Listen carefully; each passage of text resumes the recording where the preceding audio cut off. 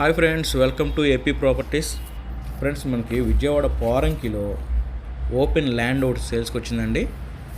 Friends, ఇది వచ్చేసి మొత్తం 418 గజాలు, వెస్ట్ సౌత్ కార్నర్ అండి. ఇది కొలతలు వచ్చేసి 63 వెడల్పు 66 వెడల్పు 53 లోతు అండి.